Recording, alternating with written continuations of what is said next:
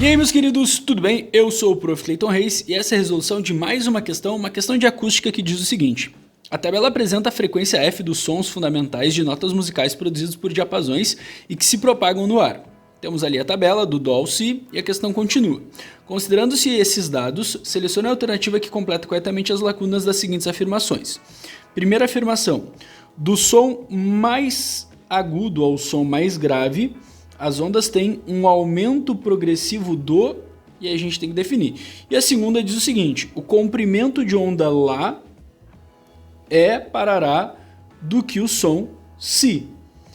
Então a gente tem que comparar os comprimentos de onda. Então vamos fazer a leitura a partir ali da tabela. Primeira coisa que a gente tem que entender então é o seguinte, ó. Quando a questão fala de som mais agudo, som mais grave, a gente tem que lembrar das aulas de acústica da parte de qualidades fisiológicas do som, onde a gente tem uma qualidade chamada altura. Deixa eu escrever ela aqui, ó. Uma qualidade chamada altura, que é o que a gente precisaria para resolver esse problema aqui.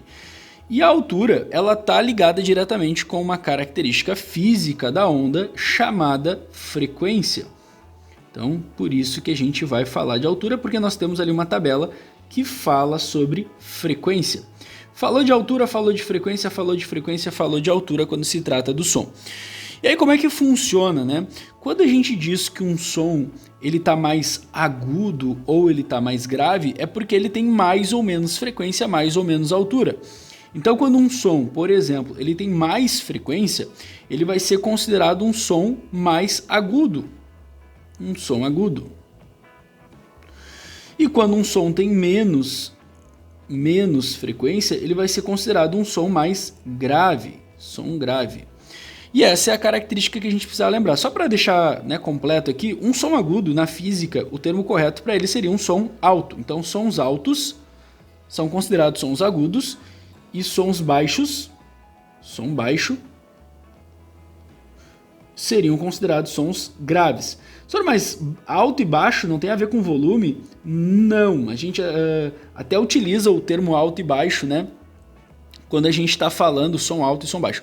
Quando a gente está falando de volume do dia a dia, mas é uma utilização errada fisicamente e a gente tem que cuidar porque às vezes as questões utilizam isso como pegar-ratões para a gente cair. Então, som alto e som baixo dentro de questões, dentro de livros, vão sempre fazer referência a agudo e grave, que é a tonalidade do som. Então, olhando essa tabela, o que a gente já pode definir, né? Como a gente pode ver, ó, a frequência ela está aumentando de cima para baixo. Ela está aumentando nesse sentido aqui, ó.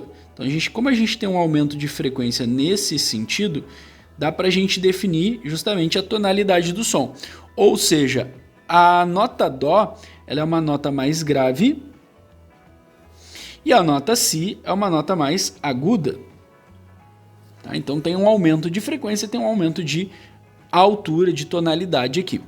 Outra coisa que a gente pode lembrar é que o som, né, ele se propaga no ar com a mesma velocidade, independente da nota, né? E lembra que velocidade é relacionado da forma, através dessa equação aqui, né? Velocidade é igual ao comprimento vezes a frequência. Como a gente sabe que se o meio for o mesmo, a velocidade da onda, a velocidade do som vai ser constante,